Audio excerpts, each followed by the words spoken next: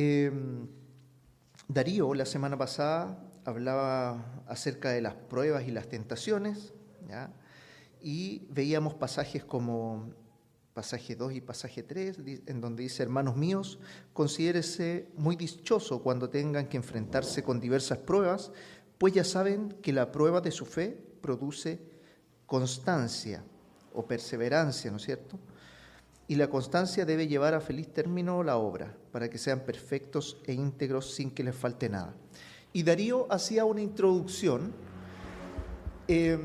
con una carta escrita, los que estuvieron la semana pasada se deben acordar, con una carta escrita de una mujer que su marido la había dejado el grupo familiar, ¿no es cierto? Y ella había quedado con sus hijos, ¿ya? Entonces veíamos una carta muy emotiva ahí de Tim Keller. Y yo quiero hacer lo mismo, ¿ya? Sin embargo, voy a leer primero el texto de Santiago 1, versículos del 12 al 18. Perdón.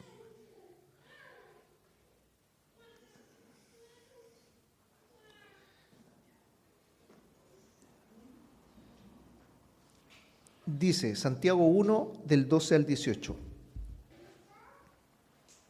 Bienaventurado el varón que soporta la tentación, porque cuando haya resistido la prueba, recibirá la corona de vida que Dios ha prometido a los que le aman. Cuando alguno es tentado, no diga que es tentado de parte de Dios, porque Dios no puede ser tentado por el mal, ni Él tienta a nadie, sino que cada uno es tentado cuando de su propia concupiscencia es atraído y seducido. Entonces la concupiscencia, después que ha concebido, da a luz el pecado, y el pecado, siendo consumado, da a luz la muerte. Amados hermanos míos, no erréis. Toda buena dádiva y todo don perfecto desciende de lo alto, del Padre de las luces, en el cual no hay mudanza ni sombra de variación. Él, de su voluntad, nos hizo nacer por la palabra de verdad, para que seamos primicias de sus criaturas. Eso es lo que dice Santiago 1, del 12 al 18. Santiago fue escrito, y así también se comentaba la vez pasada, por un hermano, ya un medio hermano de Jesús, ya, y fue posiblemente una de las primeras cartas escritas, ya inclusive antes que los evangelios fue escrito este texto. Y tiende a ser un texto bastante comprensivo, y de hecho lo más probable es que ustedes, cuando leyeron estas palabras, le encontraron sentido al tiro. No es como un texto a veces que uno lee en la Biblia y no le encuentra ni pie ni cabeza para poder entenderlo, ¿ya? Es un texto un poco más simple, ¿ya? Que tiene sabiduría, pero es una sabiduría aplicada de manera directa, ¿ya? Y como les decía, la semana pasada habíamos hablado acerca de las pruebas y tentaciones, y hoy día vamos a seguir con esa misma línea, y les voy a leer a modo de introducción la siguiente carta. Carta para un padre ausente. Hay diferentes tipos de padres ausentes, diferentes historias, diferentes recuerdos, diferentes versiones. Esta es la mía, solo una historia de muchas. Es solo una parte de la historia, pero sigue siendo mi historia, mis recuerdos y mis emociones. A veces felices, otras tristes, pero aunque estuviste en una parte de mi vida, no puedo evitar que me duela el que no haya formado parte de toda ella. Me amaste lo suficiente para sentirme querida. Me amaste lo suficiente para no quedarte, y me amaste lo suficiente para no ser prioridad en tu vida, o por lo menos para sentirlo así. Te amé por ser mi padre, te amé porque te quería para toda mi vida, no solo para momentos selectos. Te amo por los hermanos que me diste, que pueden tener la versión de un padre que yo quise. Crecí y tus olvidos me hicieron amarme lo suficiente para protegerme, alejarme y solo amarte lo necesario. Solo amarte por el respeto a ti, por mis hermanos, por tu participación en mi crianza y en mi forma de ser. Mientras tú me amabas lo suficiente por mi bien, yo solo te amo lo necesario. Era la niña de tus ojos y tú eras el héroe de mi historia. Hasta que dejaste de serlo, tus olvidos, tus desaires me hicieron crecer, cambiar y desconfiar. El rol que antes tenías como héroe se fumó y para mí ahora solo una persona cumple y supera ese rol. Mi heroína, mi guerrera, mi mamá. Alguien que también tuvo una historia diferente conmigo, pero fue la que se quedó, la que nos sacó adelante. Y a pesar de los roces que tengamos como toda madre e hija y las diferentes perspectivas, puedo decir con sinceridad que ya no soy la hija de papá, sino que soy orgullosa hija de mamá.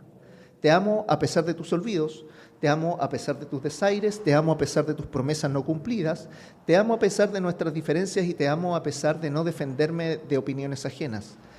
Pero me amo más a mí, me amo lo suficiente para curarme de tu amor a medias, me amo lo suficiente para ser neutral y amarte solo por respeto a las cosas buenas de nuestra historia.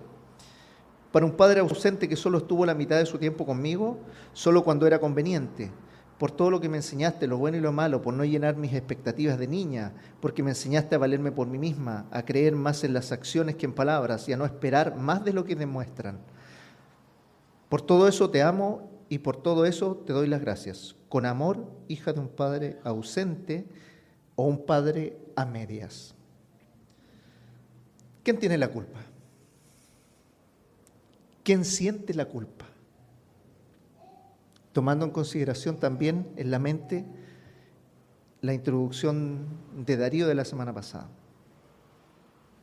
La tendencia del ser humano es echarle la culpa a otras personas, a las circunstancias de la vida, ¿no es cierto? De por qué alguien hizo esto o hizo aquello. Y si alguien hizo algo malo, esto es por esta persona, ¿no es cierto? Si algo salió bien, probablemente la razón de esto es por mis propias habilidades o porque yo hice las cosas bien, ¿no es cierto? Pero si algo salió mal, la culpa la tienen otros, o las circunstancias que hicieron o propiciaron que esto sucediera. ¿Y de dónde viene eso? ¿De dónde viene eso? La Biblia nos enseña que esta práctica viene desde el comienzo del Génesis, ¿no es cierto? Viene desde Adán y Eva, ya vemos los primeros casos. Dice el pasaje del capítulo 3.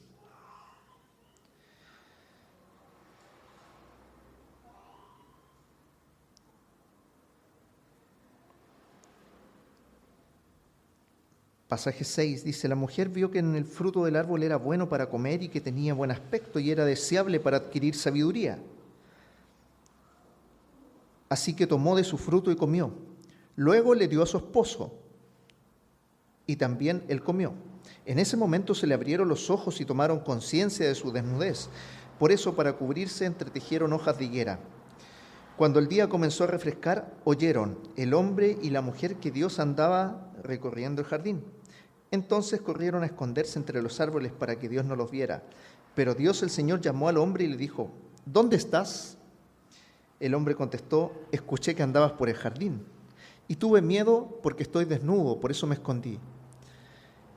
¿Y quién te ha dicho que estás desnudo?, le preguntó Dios. ¿Acaso has comido del fruto del árbol que yo te prohibí comer? Él le respondió, la mujer que me diste por compañera me dio ese fruto y yo lo comí. Entonces Dios el Señor le preguntó a la mujer, ¿qué es eso que has hecho? La serpiente me engañó y comí, contestó ella. Acá tenemos como la primera imagen clara de dónde viene esto de no hacernos responsables, ¿no es cierto? En este caso, Eva le echó la culpa a la serpiente, ¿no es cierto? La serpiente me engañó y comí. Adán, por otro lado, le echó la culpa a Eva y también a Dios mismo, porque le dijo, oye, la mujer que me diste, a lo mejor no me diste esa mujer que nosotros vemos en Proverbios, ¿no es cierto? Y me entregaste una mujer que, pucha, no fue demasiado sabia, no era demasiado sabia, una mujer hambrienta, mira, comió la fruta, ¿ya? No me diste la mujer a lo mejor ideal. Entonces también le da una responsabilidad a Dios mismo, ¿no es cierto? La mujer que me diste por compañera me dio ese árbol y yo comí. Y aunque aún luego de miles de años de esta historia, seguimos haciendo lo mismo. Nadie quiere asumir responsabilidades, o muchos no quieren hacerlo. Y eso es parte del ser humano. Cuán humanos somos y cuánto estamos dispuestos inclusive a arriesgar una mutua relación con Dios en este caso, o con las personas, ¿no es cierto? Cuando es el tema con nuestra familia, ¿no es cierto? Con nuestros amigos, ¿ya? Y esto es lo que nosotros justamente queremos hablar, acerca de un poco las responsabilidades. Este sermón se titula Yo, ¿no es cierto?, la prueba y Dios. Yo, las pruebas y Dios. Cuando golpea la prueba, cuando golpea los periodos complejos, ¿no es cierto?, o cuando llega el infortunio, a alguien siempre tenemos que culpar. Y en especial si esto es sin sentido. Podemos ver muchos casos, no sé, en un colegio una bala loca mató a una niña, o alguien muere atropellado, una niñita chica muere atropellada por un hombre alcohólico. Hay tragedias sin sentido y esas nos dejan como adormecidos, impotentes, inseguros. Y estas son las clases de situaciones que también podemos encontrar o podemos asemejar en este texto. El texto dice, a modo de resumen, dice que finalmente la respuesta de Santiago ante estas cosas es que nadie al ser tentado diga, es Dios quien me tienta. Y ofrece dos razones para esto. La primera es que Dios no puede ser tentado por el mal, ni Él tienta a nadie. Y la segunda no tiene nada que ver con la tentación, ni cuando le acusamos falsamente o procuramos obligarlo a probarse a sí mismo, somos culpables de intentar tentar a Dios. Santiago conoce el origen de la tentación. Y el origen de la tentación no es Dios, ¿ya?, ni tampoco Satanás exclusivamente, ¿no es cierto? Nosotros conocemos a Satanás y la Biblia así lo indica como el tentador, ¿no es cierto? Cuando tentó al Señor, el tentador llegó, ¿no es cierto? Es Satanás mismo, pero no exclusivamente. Más bien el origen de la tentación es un deseo personal que nace del egoísmo, que nos hace susceptibles a esa inclinación del mal, a esa inclinación malvada. ¿Ya? Podemos procurar, como decíamos erróneamente, culpar a Dios, culpar a otros, culpar a Satanás, ¿ya? Pero en última instancia somos nosotros los responsables. Y de esto mismo trata Santiago en el pasaje que tenemos acá presente. Santiago trata acerca de asumir nuestras responsabilidades delante de Dios en medio de las pruebas y en medio de las tentaciones. Él desea corregir este error común que estaba presente entre los hermanos a quienes les dedica la carta, y le dice que en medio de las pruebas, en medio de las tentaciones, tenemos que asumir nuestra responsabilidad y asignarla a la persona correcta, ¿ya? Y para poder hacer eso es necesario aceptar y reconocer tres cosas, que son los elementos que vamos a ver en este caso, ¿ya? Para poder asignar responsabilidades es necesario reconocer tres cosas. Estas son, y las vamos a tratar en este sermón. La primera, entender tu deber. La segunda, reconocer tu pecado. Y la tercera, reconocer a Dios. ¿Ya? En esos tres puntos vamos a trabajar en el sermón del día de hoy. En el primer punto, nosotros vemos en la carta de Santiago el versículo 12, que es el primer versículo que leímos, estamos leyendo del 12 al 18, dice: bienaventurado el varón que soporta la tentación, porque cuando haya resistido la prueba, recibirá la corona de vida que Dios ha prometido a los que le aman. Y con este versículo, Santiago nuevamente vuelve con el tema con que abrió este primer capítulo, que son las pruebas. Y encontramos similitudes también en el texto. Por ejemplo, la palabra prueba aparece, o la palabra resistir aparece en este versículo, en el versículo 12, resistir a la tentación, ¿ya? Pero también aparece en el versículo 2 y 3, ¿ya?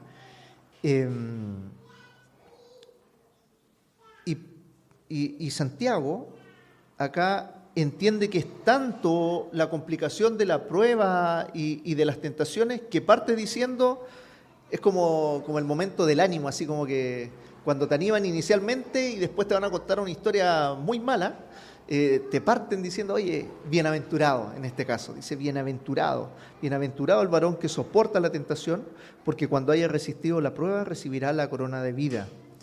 ¿Ya?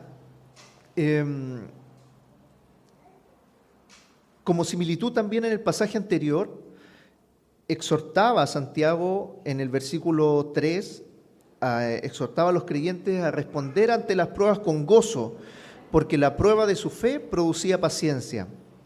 ¿Ya? Y ahora promete otra cosa, porque él decía, exhortaba a los creyentes que tuvieran gozo, porque eso producía paciencia en sí mismos, ¿no es cierto? Pero ahora también promete una recompensa a aquellos que perseveren, ¿ya? Y se mantengan bajo la prueba, ¿ya? Que es en este caso la corona de vida, ¿no es cierto? La corona de vida que Dios ha prometido a los que le aman. Por lo tanto, hay dos recompensas, ¿ya? Una es el objeto de la paciencia que genera esto, y otra es la corona de vida que señala en este pasaje. Y en nuestra palabra acá, bienaventurado, es un poco compleja de entender y asemejar, porque bienaventurado solemos como traducirlo como feliz, ¿no es cierto? Oye, es feliz. Pero sin embargo, una persona que tiene cáncer no anda así, estoy feliz de que tengo cáncer, ¿no es cierto? No cuadra, no pega, ¿ya? Pero es posible que, como les indicaba, una persona bienaventurada no sea feliz, porque el estado emocional puede variar con estas circunstancias de la vida, ¿no es cierto? Pero podemos tener la seguridad que, independientemente de las circunstancias, si perseveramos con fe y de manera comprometida con el Señor, vamos a recibir el favor de Dios, ¿ya?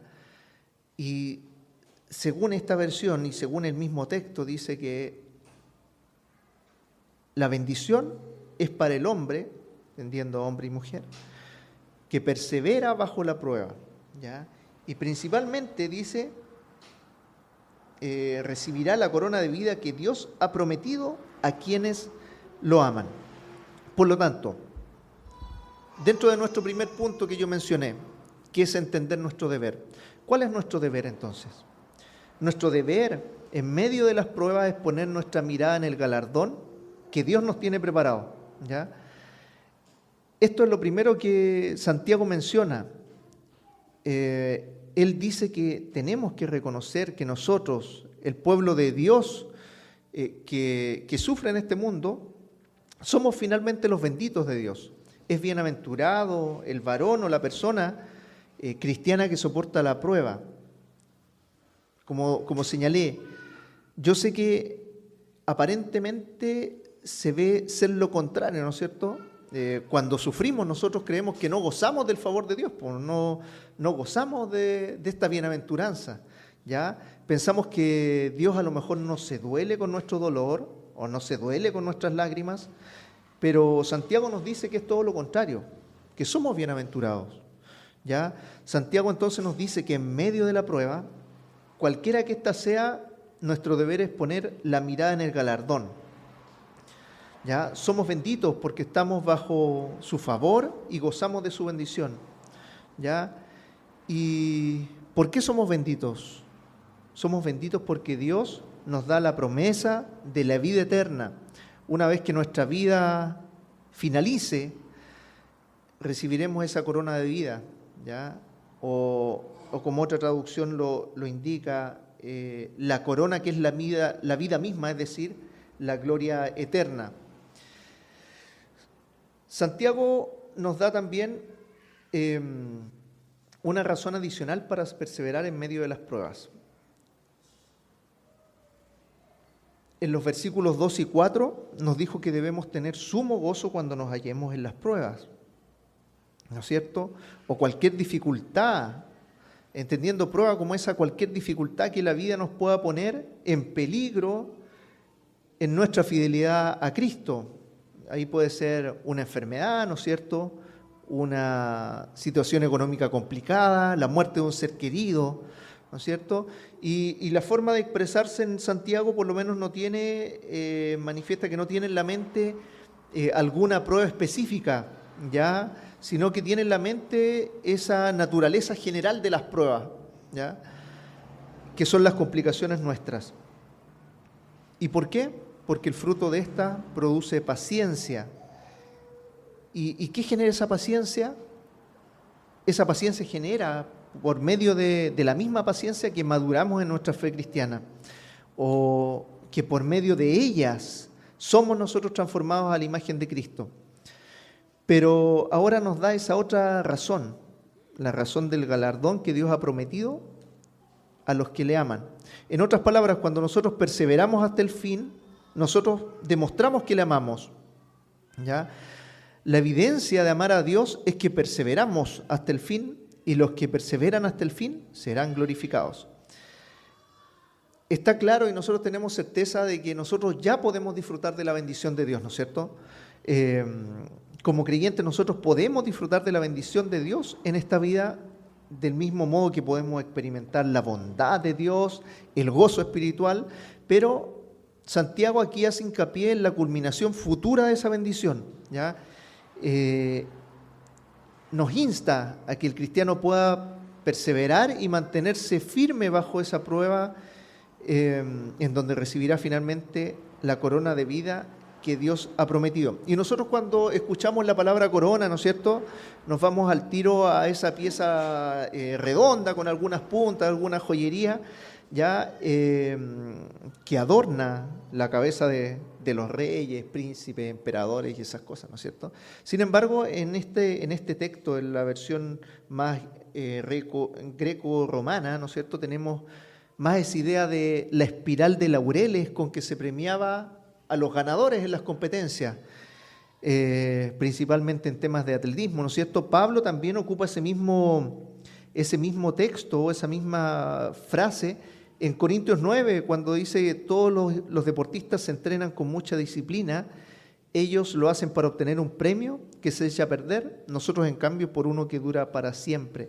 Y es probable que también Santiago tuviera en mente esa imagen, ¿ya?, puesto que la victoria de un atleta disciplinado que ha entrenado para la carrera es una imagen muy apropiada para representar la recompensa que Dios da a aquellos que se mantienen fieles, ¿ya?, en esta carrera de la vida. Finalmente para nosotros eso no es una competencia a lo mejor de grupo, ¿ya?, sino que es una competencia individual. Acá lo que está tratando de decir, oye, nosotros estamos corriendo, nosotros somos los atletas, nosotros tenemos que ser los disciplinados para obtener finalmente esa corona al término en nuestra carrera de la vida, ¿ya? Por lo tanto, Pablo usa esa palabra de corona para referirse a la idea de la recompensa, ¿ya?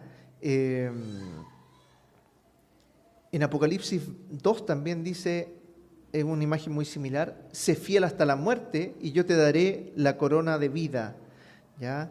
Y Santiago deja claro que esta corona de vida es efectivamente ¿para quiénes? Para los que lo aman, ¿no es cierto? Así lo dice el texto. Dice,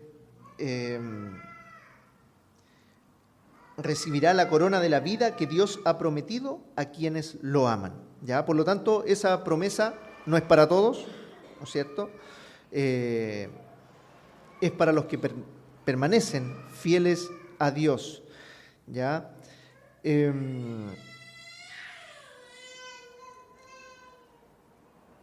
En términos simples, esta bienaventuranza no es para el que soporta la prueba, ya, sino que la prueba te tiene que llevar a ese punto de seguir amando a Dios, ¿no es cierto?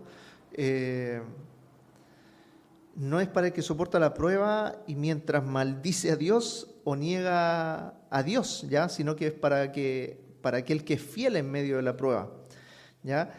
Así que Santiago nos dice, debemos entender cuál es nuestro deber. ¿Y cuál sería nuestro deber? Poner esta mirada en el galardón, ¿no es cierto? Entendiendo que tú eres bendito de Dios, no como solamente un premio, ¿no es cierto?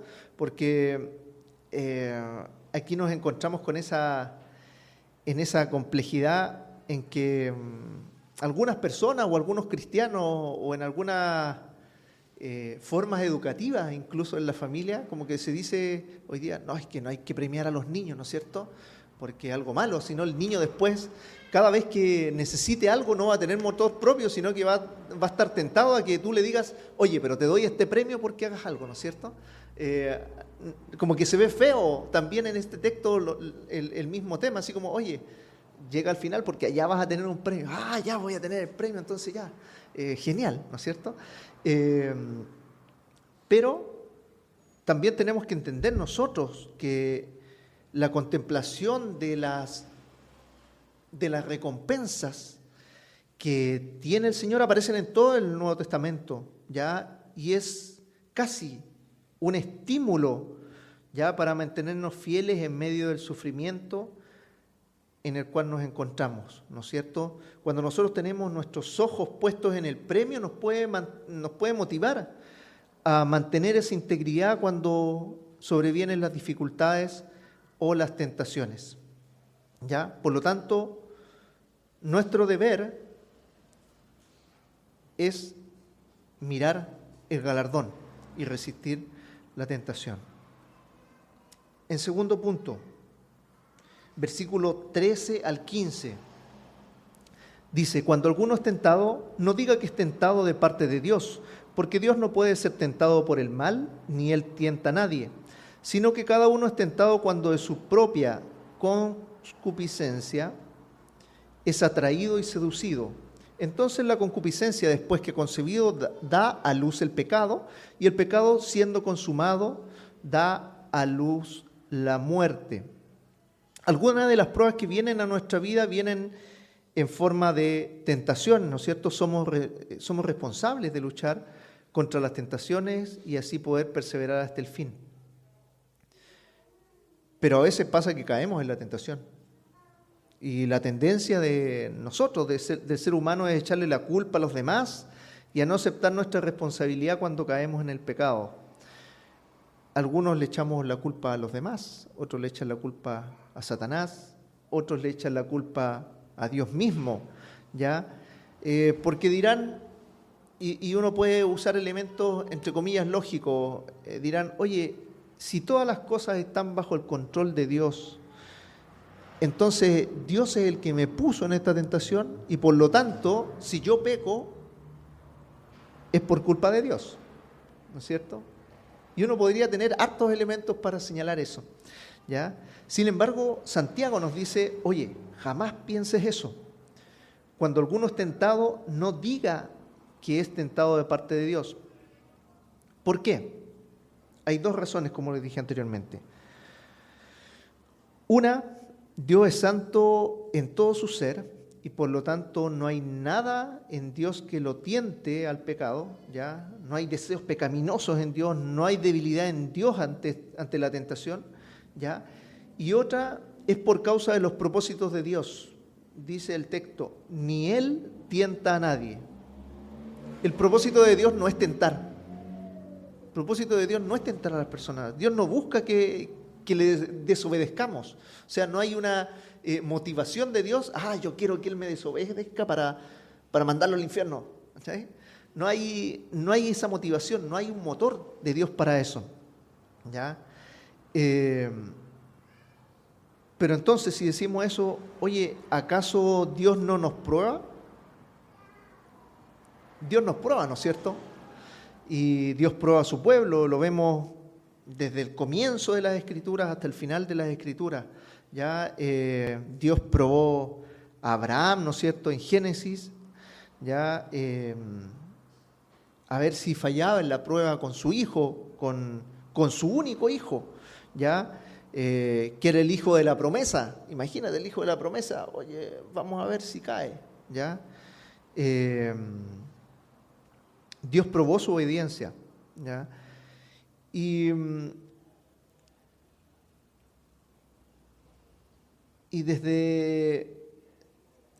tenemos hasta otros ejemplos que podemos ver en la Biblia que aunque Dios pruebe a sus siervos para fortalecer su fe, el objetivo nunca es inducirle a pecar o destruir la fe, ¿ya? Así que Santiago usa ese mismo término para recibirse a la prueba que proviene del exterior, ya, como a la tentación que viene de nuestro interior, ¿no es cierto? Ya, y que es muy importante y a lo mejor de manera simple distinguir una de la otra, justamente desde esa visión. A lo mejor la prueba viene desde el exterior y la tentación del interior. Pero ¿cuál es la diferencia entre estas dos, entre una prueba y una tentación? Es principalmente este origen, ¿ya? Una prueba es algo de Dios y una tentación es proveniente de nosotros mismos, de parte de nuestra carne. Pablo, como decía Juan en su liturgia, en Corintios 10 dice: no os ha sobrevenido ninguna tentación que no sea humana, pero fiel es Dios y no permitirá que ustedes sean tentados más allá de lo que puedan aguantar. Más bien, cuando llegue la tentación, Él le dará también una salida a fin de que pueda resistir. En el Padre Nuestro nosotros también nos encontramos con la misma idea, ¿no es cierto? Y no nos dejes caer en tentación, mas líbranos del mal. Es decir, también nosotros debemos al Señor que nos libre, debemos confiar en el Señor. Y todas las pruebas, todas las dificultades que nos llegan del exterior van de la mano también, van vinculadas a la tentación, pues por medio de los problemas de nuestro interior surge ese impulso, esas ganas de poder pecar. Ya Dios puede enviarnos pruebas o permitir las pruebas, pero Santiago insiste en que Él no es el autor de la tentación, ¿ya? Porque la tentación a pecar no viene de Dios, sino de nuestra naturaleza pecaminosa. Dios, por lo tanto, no es el autor de la tentación ni del mal, y todo lo contrario. El pasaje dice: Él, toda buena dádiva y todo don perfecto desciende de lo alto, ¿no es cierto? Hace una comparación extrema del bien y del mal. Ahí dice, oye, Dios no es el autor de la tentación, no es el autor del mal, pero por otro lado, Dios da buenas dádivas a nosotros.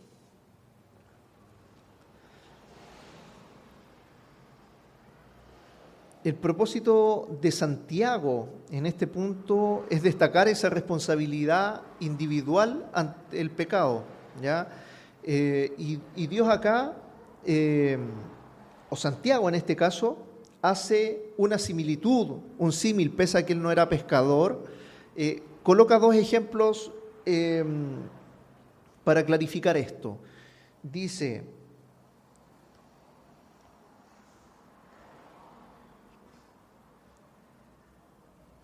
todo lo contrario, cada uno es tentado cuando sus propios malos deseos lo arrastran y seducen. Acá ocupa esa visión a lo mejor del pescador, ¿no es cierto? De usar a alguien como carnada, ¿ya? Yo no soy pescador, hay por ahí algunos pescadores, pero yo entiendo que se ocupa una lienza, ¿no es cierto? Una caña, un plomo, algo de peso, un gancho, un anzuelo, ¿no es cierto? Y un señuelo, algo que llame la atención. ¿Es así, hermano José, más o menos? ¿No es cierto? Ya. Entonces de ahí se saca el pez, ¿no es cierto?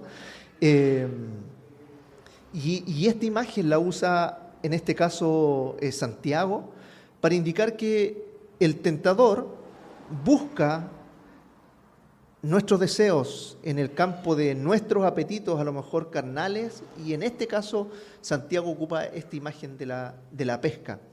¿Ya?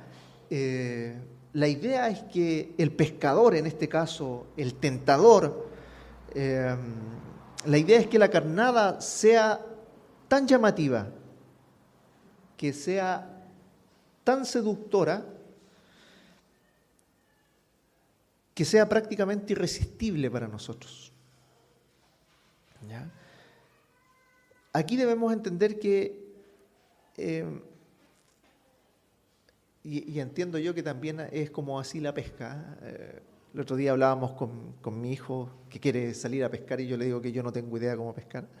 Entonces, yo también entiendo que hay tipos de carnada por cada tipo de pez que a lo mejor yo quiera tirar, o por un grupo de peces. Me imagino que esos peces el esturión, esos peces de allá de lejos, no es lo mismo que a lo mejor un lenguado de aquí de Chile. ¿Ya? El tipo de carnada no es la misma.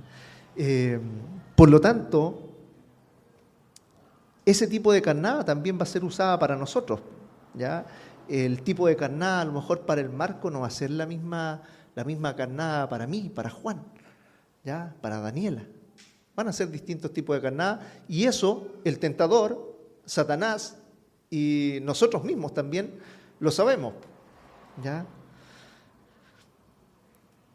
Satanás va a ocupar aquello que nos gusta, trabaja en ese campo de nuestros deseos. ¿Ya? Y podemos decir que hay deseos generales o concupiscencias generales que son casi similares para todos. ¿Ya? Por ejemplo, el orgullo, o por ejemplo, la soberbia.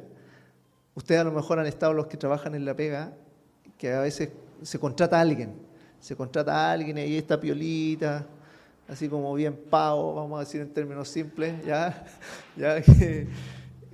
Pero a veces tú después le das un puesto mayor y con el pecho inflado, ¿no es cierto? El orgullo, la soberbia se manifiestan. Oye, este viejo que cambió, ¿no es cierto?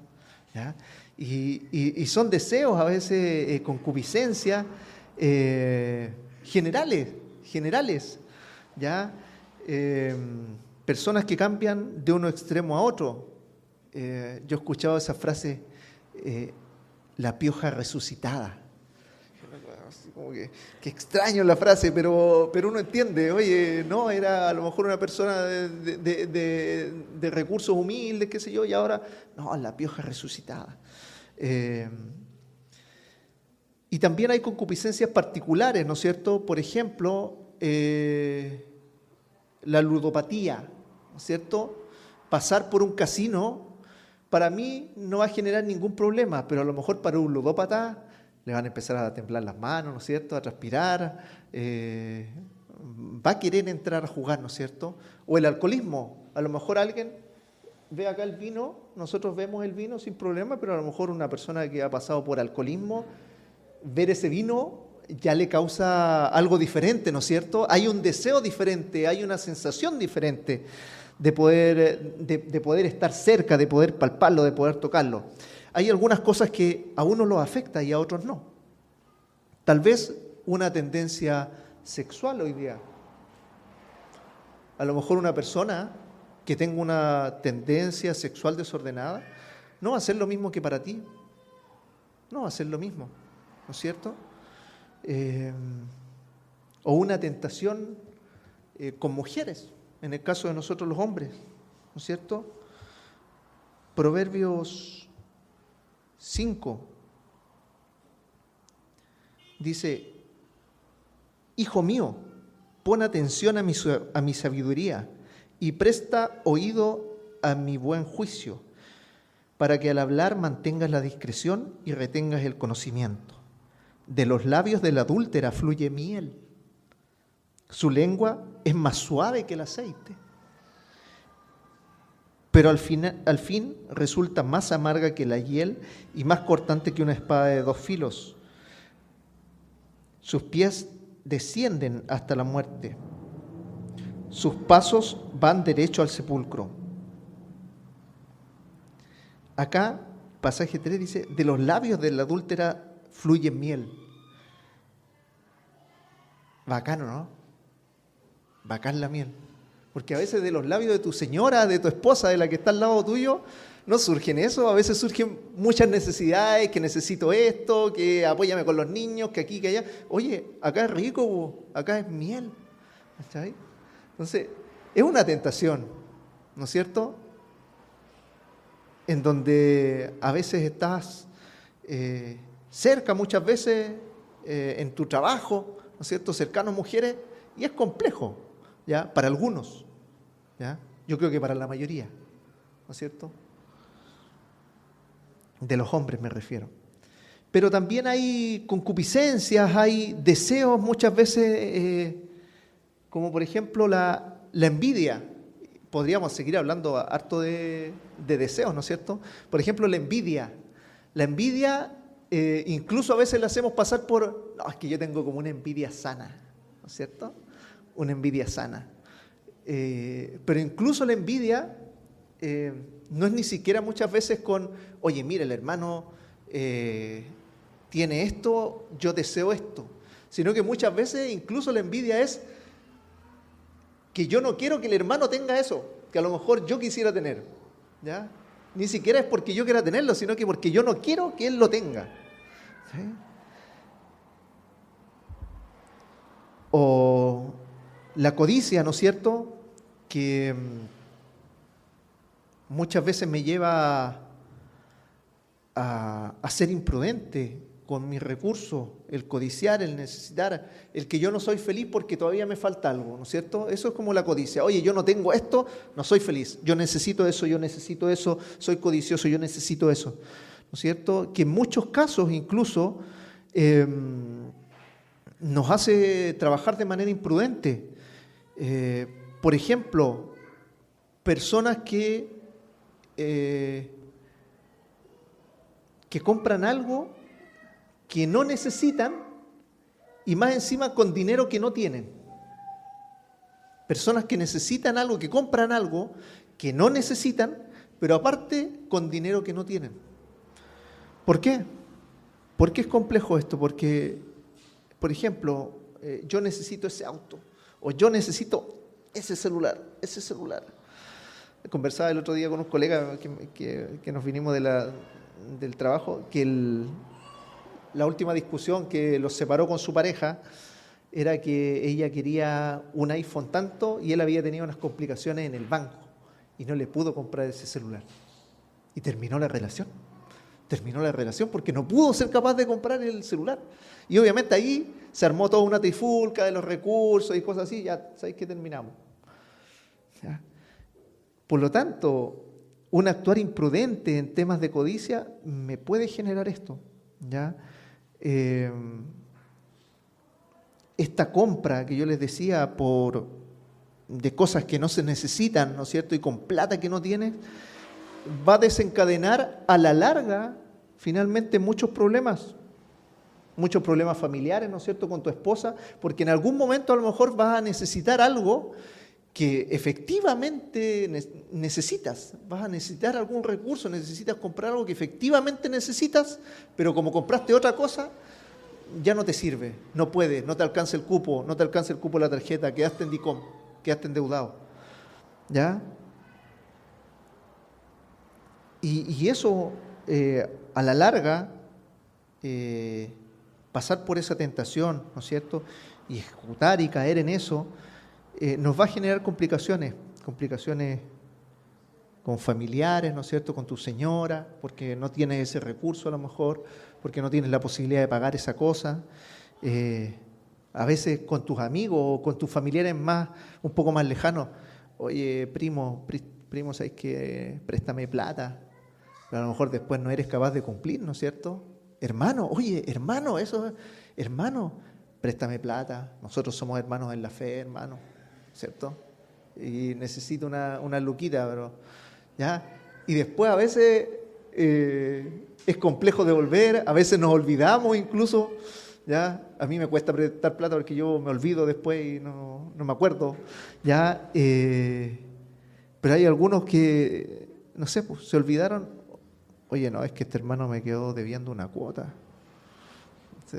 Difícil tema, ¿ya? Difícil tema en la iglesia.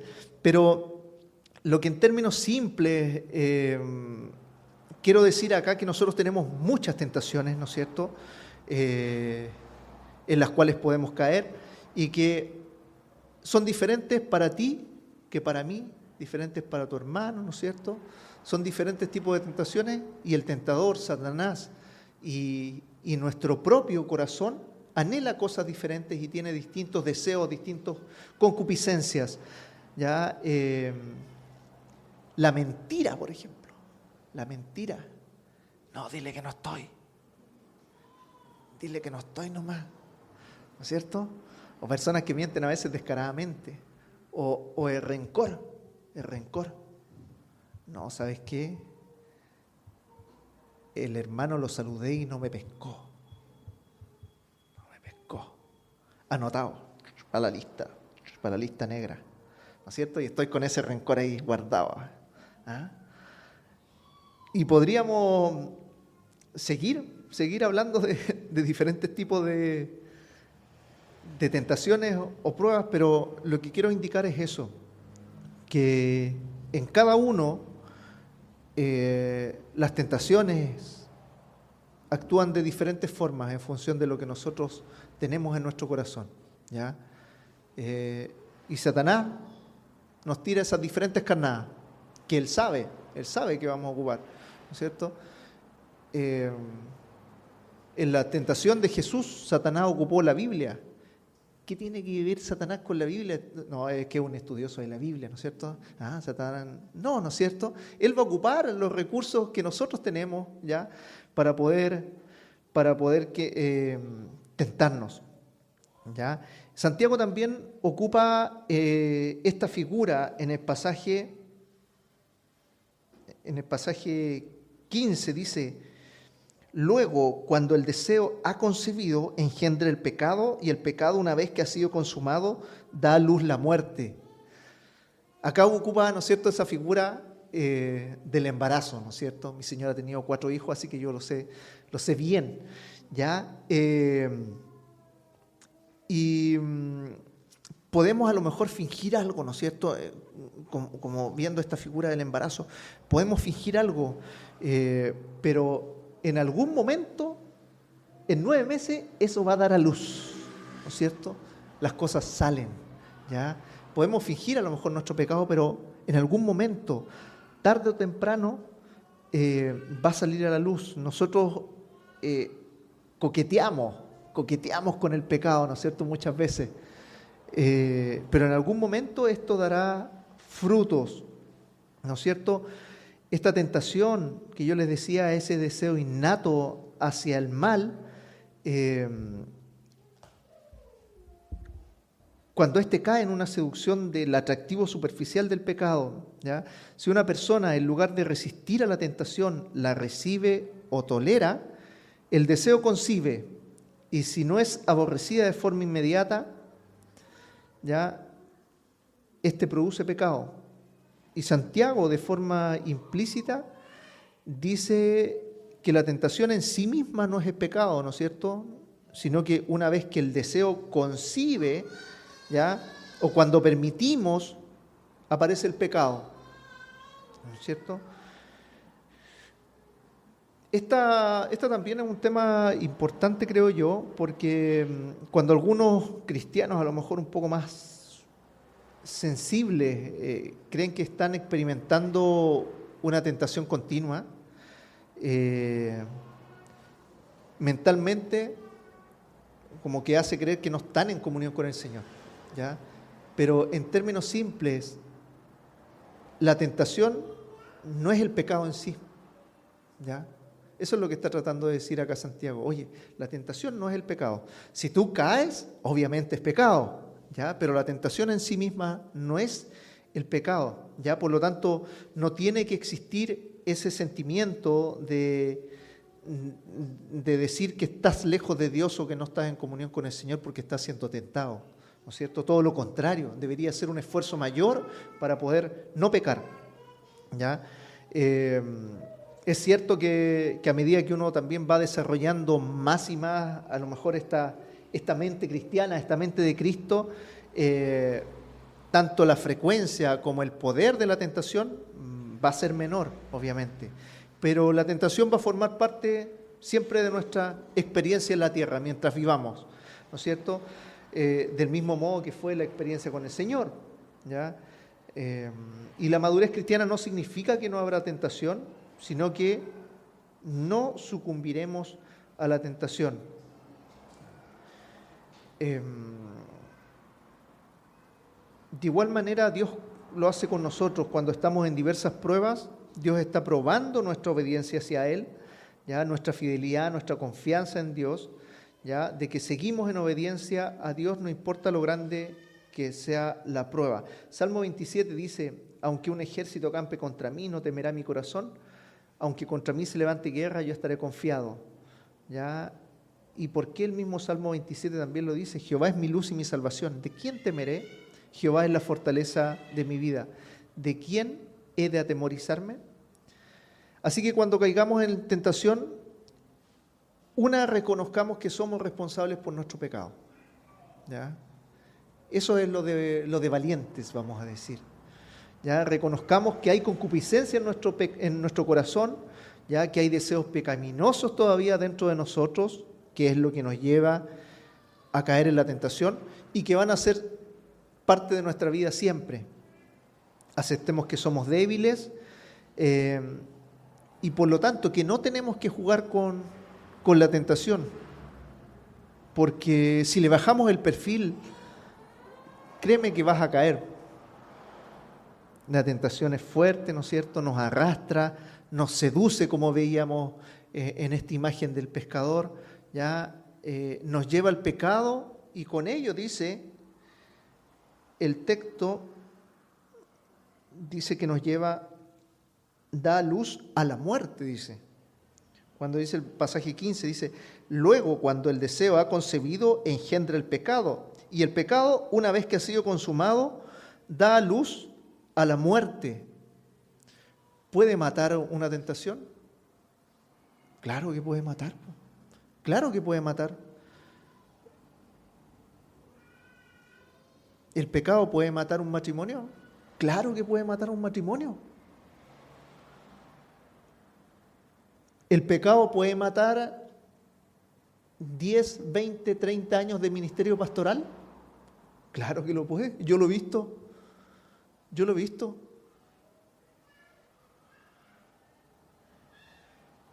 ¿El pecado puede matar un proyecto de vida? Claro que puede.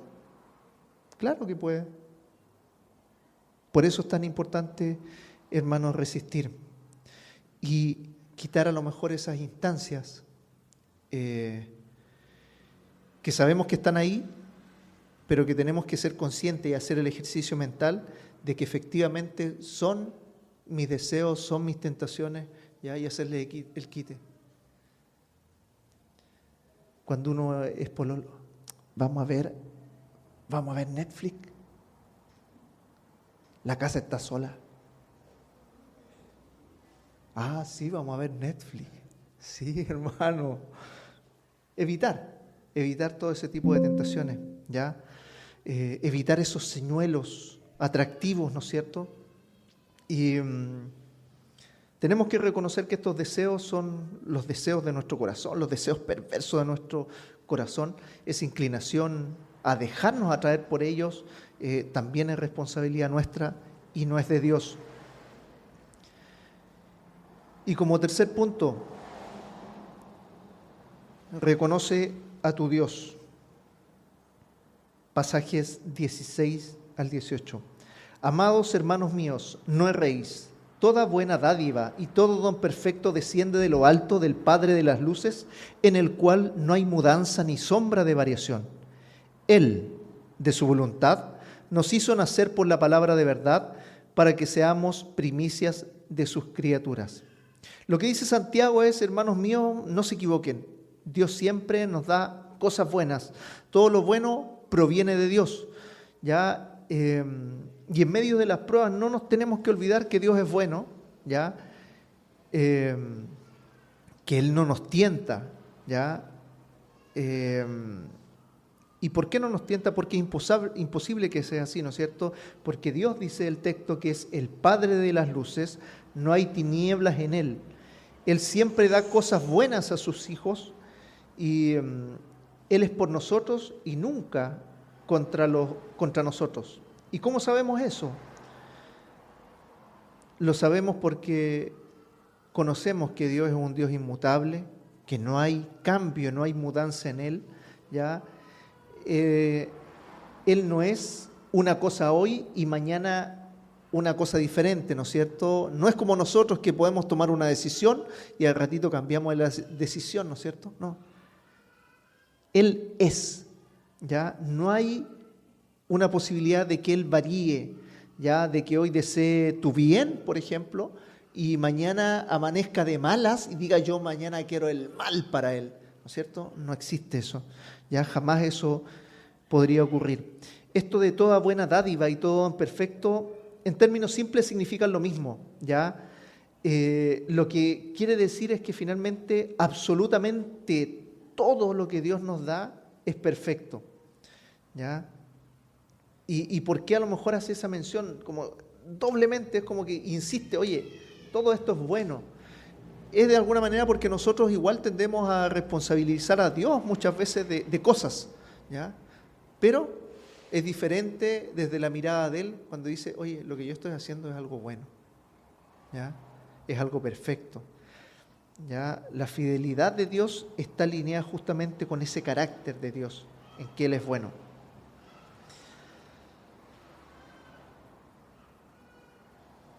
Lo sabemos porque también Dios ha hecho con nosotros, Él nos ha dado bien de su voluntad libre, nos hizo nacer, ¿no es cierto?, nacer de nuevo por la palabra del Señor, por medio de la predicación del Evangelio. Fue Dios quien nos convirtió, ahí tenemos otro argumento para saber lo que Dios ha hecho con nosotros, ¿ya? Y que Él es un Dios bueno. Lo sabemos porque ese es su propósito, porque Él desea salvarnos, ¿no es cierto? Porque Él desea llevarnos a la gloria, obtener esta corona de vida que veíamos también en el pasaje, ¿ya? Y así el texto también habla acerca de las primicias, ¿no es cierto? Él quiso que fuéramos las primicias de sus criaturas, ya los primeros frutos de la cosecha, somos el comienzo de la renovación que Dios trae al mundo. Eso es finalmente lo que significa esto de las primicias. En otras palabras, hermanos, Dios está de nuestro lado. Todo lo que hace es para nuestro bien. Las pruebas incluso son para nuestro bien. Recibámoslas no como enemigas, ¿ya?, sino que también como amigas. ¿Y cómo podemos hacerlo? Es complejo, ¿no es cierto?, cuando vienen pruebas, dificultades, ¿ya? Pero tenemos que hacerlo poniendo nuestra mirada, como les dije al principio, en el galardón. Reconocemos también que si caemos en la tentación somos responsables por ello, ¿ya? Y reconozcamos que nuestro Dios siempre nos da las cosas buenas. Y la prueba de esto fue su amor en Cristo Jesús, ¿no es cierto?, porque recibimos también la vida eterna. Por Cristo recibimos la misericordia de Dios, por Cristo es que se nos predica el Evangelio, por Cristo es que recibimos todo lo bueno de Dios y sin Cristo no somos nada.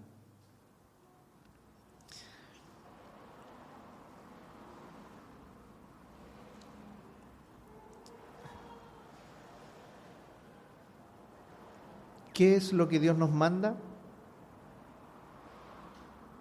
Aquí Santiago lo decía, buenas dádivas, ¿no es cierto?, como ya lo hemos visto. En el texto en la carta de Santiago, decía, si a alguno de ustedes le falta sabiduría, pídasela a Dios. Cuando habla en el versículo 5, ¿no es cierto?, dice el texto, la constancia debe llevar a feliz término la obra para que sean perfectos e íntegros sin que les falte nada. Si a alguno de ustedes le falta sabiduría, pídasela a Dios, y Él se las dará. El texto que leíamos también, déjeme buscarlo. El texto que leíamos en Proverbios 5. Hijo mío, pon atención a mi sabiduría. Podemos vincular el texto, ¿no es cierto? Santiago habla de que pida sabiduría. Proverbios, en el caso de la advertencia contra el adulterio, habla, oye, hijo, esta es sabiduría. Leímos también Génesis 3. Génesis 3. La mujer vio que el fruto del árbol era bueno para comer y que tenía buen aspecto y era agradable para adquirir ¿qué? Para adquirir sabiduría. Así que tomó de su fruto y lo comió.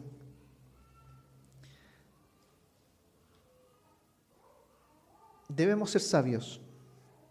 Debemos ser sabios en tomar nuestras decisiones, ¿ya?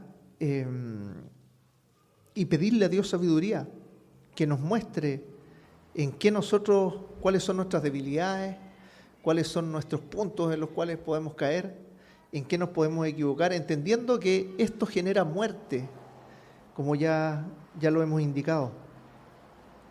El Señor acá habla, Santiago habla acerca de que Él creó las lumbreras celestes, ¿ya? Y que no cambia como los astros ni se mueve como las sombras.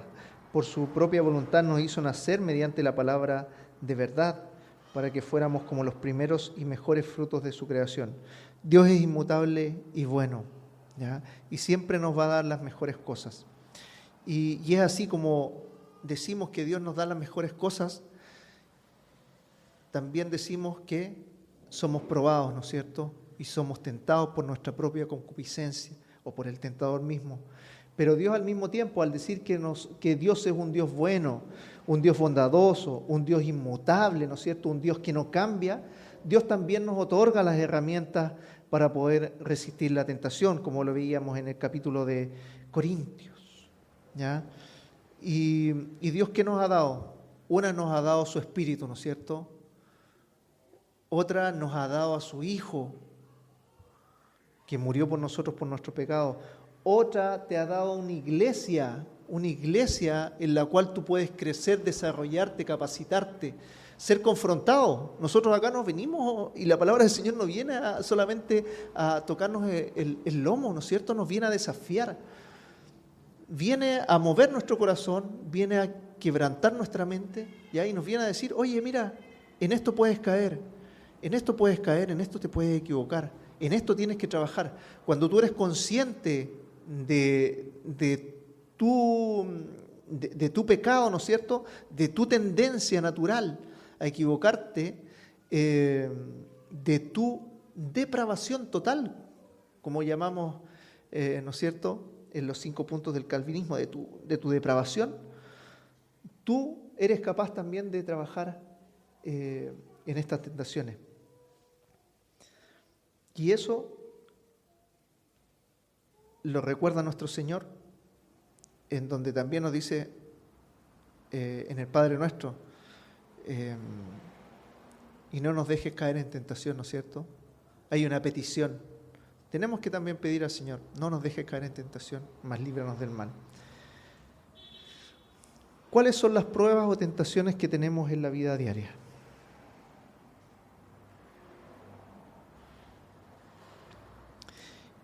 ¿Qué te está a lo mejor generando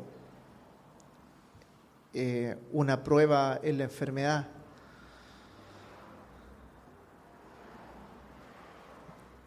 ¿Qué te está generando a lo mejor una falta de trabajo? ¿Cuál es la tentación?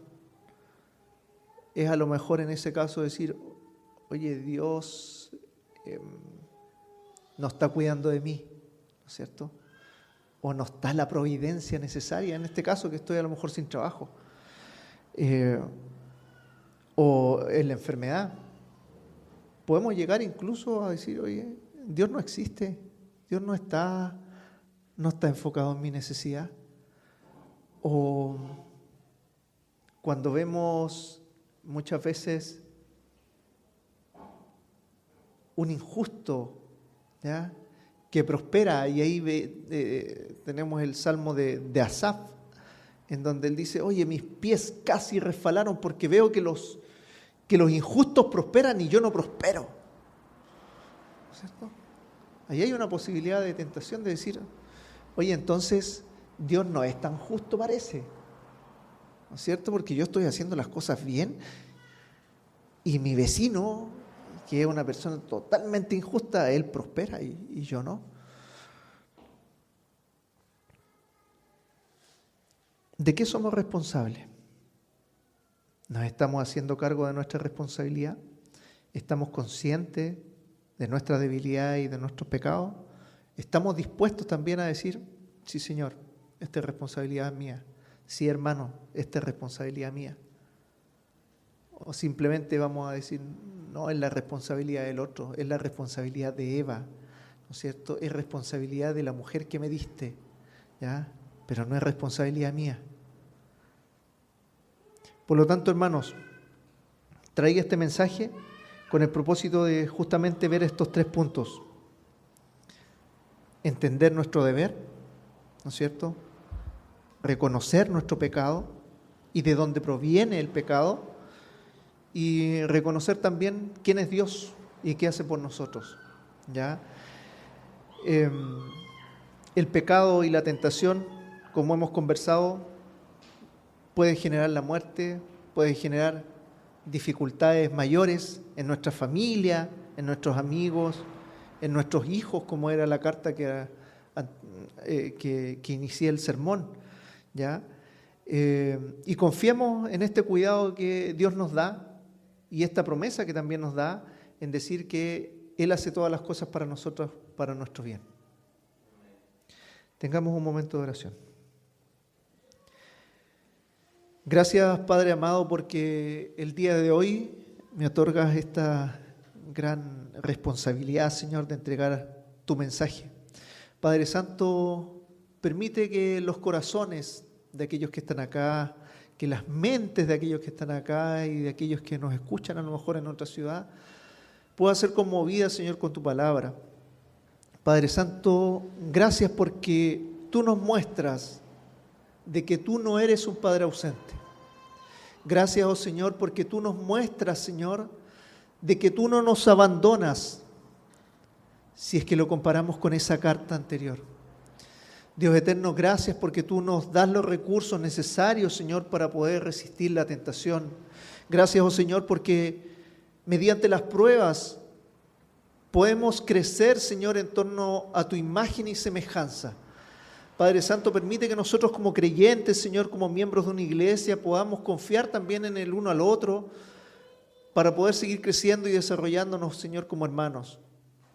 Dios eterno, permite que cada uno de nosotros, Señor, pueda estar atento, Señor, en el momento en que llegue la tentación, atento, Señor, en el momento en que estemos pasando las pruebas, Señor.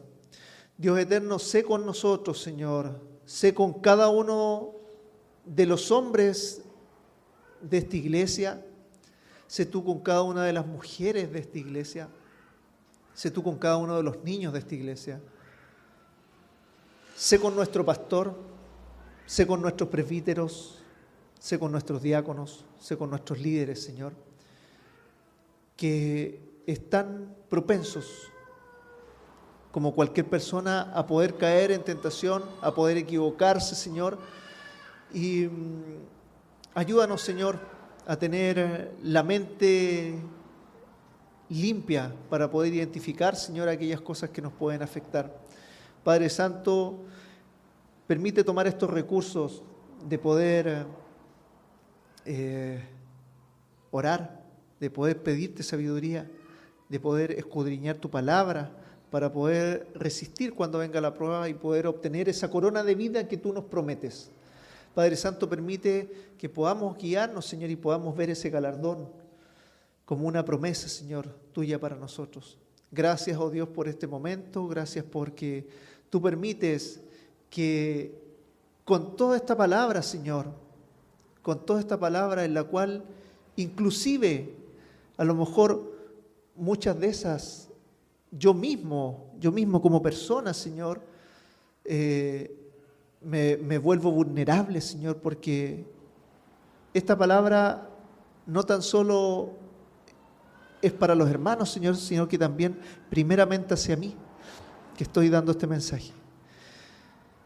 Padre Santo, perdónanos cuando caemos y danos la fuerza necesaria y la confianza de que tenemos abogados, Señor, para con el Padre. Gracias, oh Dios. En el nombre de Cristo Jesús, nuestro Salvador y Señor. Amén.